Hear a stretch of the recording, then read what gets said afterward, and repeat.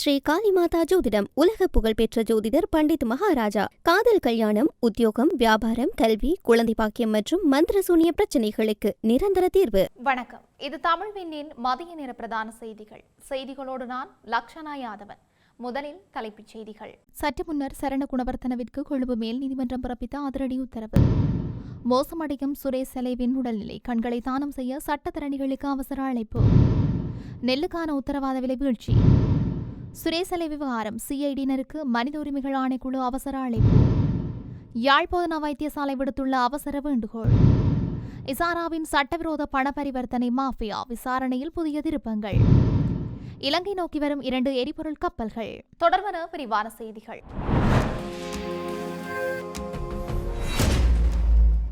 ஊழல் குற்றச்சாட்டுகள் தொடர்பில் முன்னாள் பிரதி அமைச்சர் சரண குணவர்த்தனவுக்கு 4 ஆண்டுகள் கடூழிய சிறை தண்டனை விதித்து கொழும்பு மேல் நீதிமன்றம் தீர்ப்பளித்துள்ளது. சரண குணவர்த்தனவுக்கு எதிராக தொடரப்பட்டுள்ள 4 வழக்குகளில் ஒவ்வொரு வழக்குகளும் தலா 4 ஆண்டுகள் வீதம் கடூழிய சிறை தண்டனை விதிக்கப்பட்டுள்ளது. மேற்கூறிய வழக்குகளுக்காக சரண குணவர்த்தனவுக்கு 18 லட்சம் ரூபாய் அபராதமும் நீதிமன்றம் விதித்துள்ளது. ஊழல் குற்றச்சாட்டுகள் தொடர்பில் முன்னாள் பிரதி அமைச்சர் சரண குணவர்த்தன குற்றவாளி என்று கொழும்பு மேல் நீதிமன்றம் உத்தரவிட்டுள்ளது. சரண குணவர்த்தனவுக்கு எதிராக லஞ்ச ஒழிப்பு ஆணைக்குழுவினால் தாக்கல் செய்யப்பட்டிருந்த வழக்கு விசாரணையை தொடர்ந்து கொழும்பு மேல் நீதிமன்ற நீதிபதி மொஹபட் மிகாயில் இந்த உத்தரவை பிறப்பித்திருக்கின்றது. சரண குணவர்த்தனவுக்கு எதிராக தாக்கல் செய்யப்பட்டுள்ள இந்த வழக்குகளின் தீர்ப்பு இன்றைய தினம் அறிவிக்கப்படவுள்ளது. சரண குணவர்த்தன தேசிய லாட்டரி சபையின் தலைவராக பணியாற்றிய போது 2006ஆம் ஆண்டில் அந்த நிறுவனத்திற்கு வாடகை அடிப்படையில் வாகனங்களை பெற்றுக்கொண்டதன் மூலம் அரசாங்கத்திற்கு நிதி இழப்பை ஏற்படுத்தியதாக சுமத்தப்பட்டுள்ள குற்றச்சாட்டுகள் தொடர்பிலேயே இந்த வழக்குகள் தாக்கல் செய்யப்பட்டுள்ளன.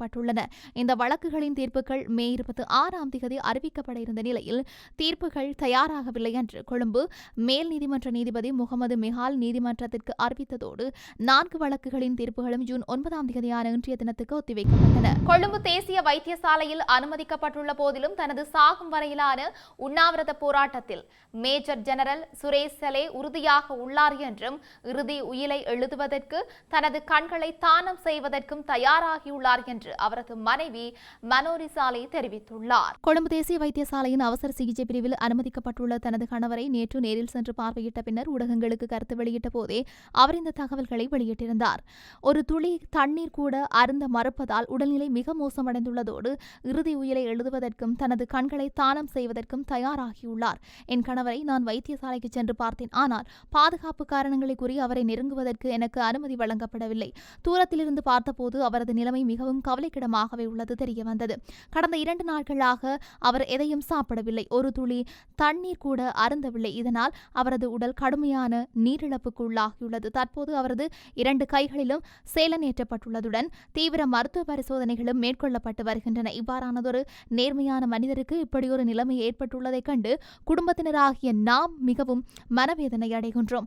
வைத்தியர்கள் தற்போது அவருக்கு தீவிர சிகிச்சை அளித்து வருகின்றார்கள். ஆனால் அவர் கடுமையான மன உளைச்சலில் உள்ளதால் எனக்கு வழங்கப்படும் சிகிச்சைகள் அனைத்தையும் ஆரம்பத்தில் நிராகரித்து வந்தார். நேற்று காலையில் கூட அவரால் சுயநினைவோடு எழுந்து நிற்க முடியாத சூழலே காணப்பட்டது. நாங்கள் எவ்வளவோ எடுத்து கூறியும் தற்போதைய அரசியல் பழிவாங்கல்களுக்கு எதிராகத்தான் ஆரம்பித்துள்ள உண்ணாவிரத போராட்டத்தை கைவிடுவதற்கு அவர் சம்மதிக்கவில்லை. சாகும் வரை இந்த போராட்டத்தை தொடர்வதிலேயே அவர் உறுதியாக உள்ளார். இதனால் தான் இறந்த பின்னர் தனது கண்களை தானம் செய்வதற்கும் இறுதி உயிலை எழுதுவதற்கும் தனது சட்டத்தரணியை உடனே வைத்தியசாலைக்கு வருமாறு அவர் அவசரமாக அழைத்துள்ளார். தற்போது அவரது நிலைமை மிக மோசமாக இருப்பதாலேயே ஆயுதம் தாங்கிய விசேட அதிரடிப்படையினரின் பலத்த பாதுகாப்பு வழங்கப்பட்டு அவர் தனியாக வைக்கப்பட்டுள்ளார் என்றும் தெரிவித்துள்ளார். அரிசி இறக்குமதி செய்யும் அரசாங்கத்தின் முடிவு காரணமாக நெல்லுக்கான உத்தரவாத விலை குறைந்துள்ளதாக தொழிலதிபர் டட்லி ஸ்ரீசேன வருத்தம் தெரிவித்துள்ளார். அரிசிக்கு ஒரு உத்தரவாத விலை கொடுக்கப்பட்டுள்ளது. உண்மை என்னவென்றால் நாட்டு அரிசியின் விலை 120 ரூபாய், சம்பா அரிசியின் விலை 125 ரூபாய்,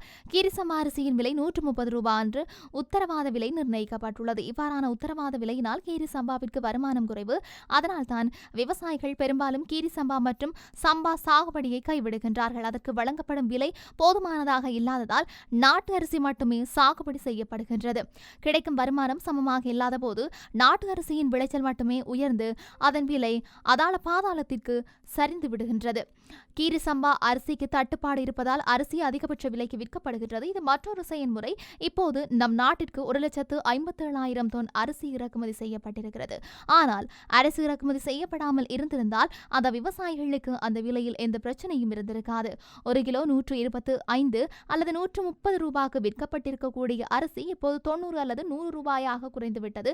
அதற்காக நான் மிகவும் வருந்துகின்றேன். ஆனால் அதனை எங்களால் கட்டுப்படுத்த முடியாது. அரசாங்கம் தான் அதற்கான நடவடிக்கைகளை மேற்கொள்ள வேண்டும் என்று டட்லி ஸ்ரீசேன தொடர்ந்தும் தெரிவித்துள்ளார். இதற்கிடையில் கீரிசம்பா அரிசியை பதுக்கி வைத்து பியர் உற்பத்திக்கும் கள்ளச்சந்தைக்கும் விற்பனை செய்வதன் மூலம் கீரிசம்பா அரிசி விலை உயர்வுக்கு டட்லி ஸ்ரீசேனவே முக்கிய காரணம் என்று பல தரப்பினரும் குற்றம் சாட்டுவதும் குறிப்பிடத்தக்கது. அரசு புலனாய்வு சேவையின் முன்னாள் பணிப்பாளர் சுரேஷ் சலே தொடர்பான விசாரணைகள் குறித்து விளக்கமளிக்க குற்றப்புலனாய்வு திணைக்களத்தின் அதிகாரிகளுக்கு இலங்கை மனித உரிமைகள் ஆணைக்குழு அழைப்பு விடுத்துள்ளது. சுரேஷ் சலே தொடர்பான விசாரணைகள் மேற்கொள்ளும் குற்றப்புலனாய்வு திணைக்கள அதிகாரிகளை கடந்த வாரம் இலங்கை மனித உரிமைகள் ஆணைக்குழுவிற்கு வருமாறு அறிவிக்கப்பட்டிருந்த நிலையில் மாற்று திகதியை கோரியிருந்தனர். இந்த வாரத்திற்குள் இலங்கை மனித உரிமைகள் ஆணைக்குழுவில் முன்னிலையாகுமாறு அறிவிக்கப்பட்டுள்ளது. சுரேஷ் சலேவின் உறவினர்கள் செய்த முறைப்பாட்டின் அடிப்படையில் மனித உரிமைகள் ஆணைக்குழு ஏற்கனவே விசாரணைகளை ஆரம்பித்ததாக அதன் ஆணையாளர் நிமல் ஜி புஞ்சிஹேவா தெரிவித்துள்ளார். இதற்கமைய குற்றப்புலனாய்வு திணைக்களத்திற்கு சென்ற ஆணைக்குழு அதிகாரிகள் சுரேஷ் சலேயிடம் வாக்குமூலம் ஒன்றையும் பதிவு செய்துள்ளது.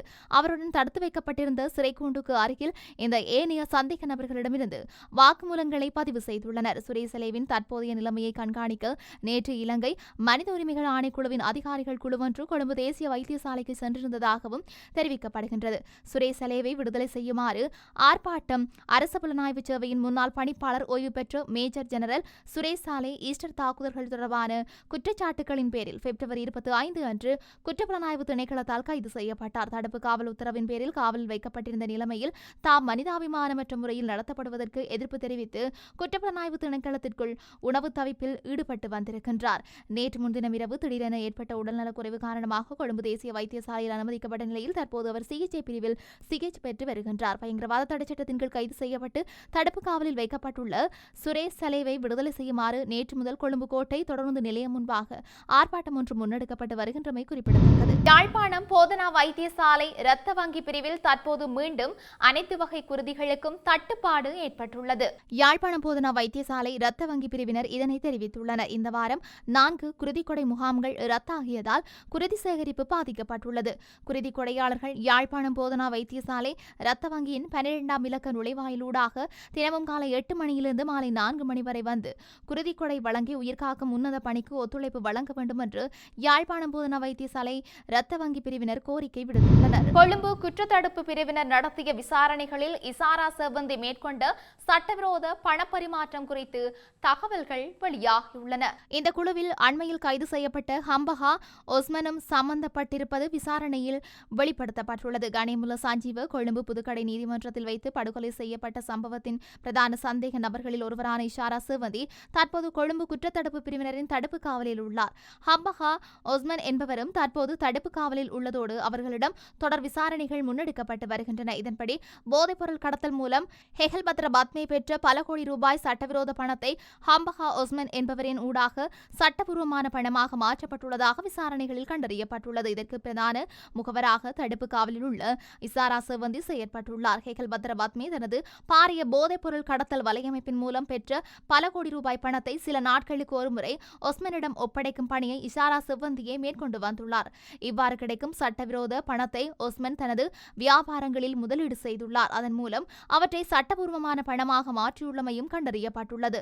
இந்த பண பரிவர்த்தனைகள் மற்றும் மேலும் பல குற்ற செயல்கள் தொடர்பில் ஹெகல்பத்ர பத்மேவிடம் விசாரணை நடத்தப்பட்டதாகவும் குற்றத்தடுப்பு பிரிவினர் திட்டமிட்டுள்ளனர். எரிபொருள் ஏற்றிய 2 கப்பல்கள் நாளையும் மறுநாளும் இலங்கைக்கு வருகை தரவுள்ளதாக பெட்ரோலிய கூட்டுத்தாபனம் அறிவித்துள்ளது. பெட்ரோலிய கூட்டுத்தாபன முகாமைத்துவ பணிப்பாளர் மஜூர நெத்திக்குமார அது தொடர்பான தகவலை ஊடகங்களுக்கு அறிவித்துள்ளார். அதன் பிரகாரம் ஒக்டேன் 95 பெட்ரோல் 7000 தொன் மற்றும் ஒக்டேன் 92 பெட்ரோல் 29,000 தொன் ஆகியவற்றை ஏற்றிக்கொண்டு நாளைய தினம் எரிபொருள் தாங்கிய கப்பல் ஒன்று கொழும்பு துறைமுகத்தை வந்தடைய உள்ளது. அதேபோன்று நாளை மறுதினம் 1000 மெட்ரிக் டன் டீசல் ஏற்றிக்கொண்டு எரிபொருள் தாங்கிய கப்பல் ஒன்று கொழும்பு துறைமுகத்தை வந்தடைய உள்ளது. குறித்த கப்பல் சிங்கப்பூர் துறைமுகத்தில் இருந்து கொழும்பு துறைமுகத்தை வந்தடைய உள்ளது. இதற்கிடையில் 32,000 மெட்ரிக் டன் டீசல் மற்றும் 7,200 மெட்ரிக் டன் சூப்பர் டீசல் என்பன எரிபொருள் தாங்கி கப்பல் ஒன்றிலிருந்து கொழும்பு துறைமுகத்தில் இறக்கும் பணிகள் தற்போதைக்கு நடைபெற்றுக் கொண்டிருப்பதாகவும் தெரிவிக்கப்பட்டுள்ளது.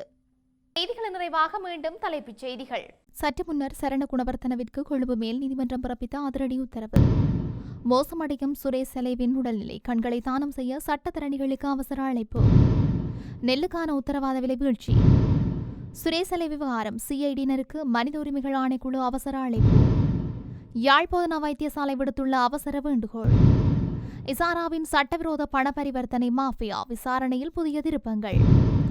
இலங்கை நோக்கி வரும் 2 எரிபொருள் கப்பல்கள். இத்துடன் தமிழ்விண்ணின் மதிய நேர பிரதான செய்திகள் நிறைவு பெற்றன. செய்திகளை உடனுக்குடன் அறிந்து கொள்ள தமிழ்வின் என்ற எமது யூடியூப் பக்கத்தினூடாக இணைந்திருங்கள். வணக்கம். ஸ்ரீ காளிமாதா ஜோதிடம் உலக புகழ்பெற்ற ஜோதிடர் பண்டித் மகாராஜா. காதல், கல்யாணம், உத்தியோகம், வியாபாரம், கல்வி, குழந்தை பாக்கியம் மற்றும் மந்திர சூனிய பிரச்சனைகளுக்கு நிரந்தர தீர்வு.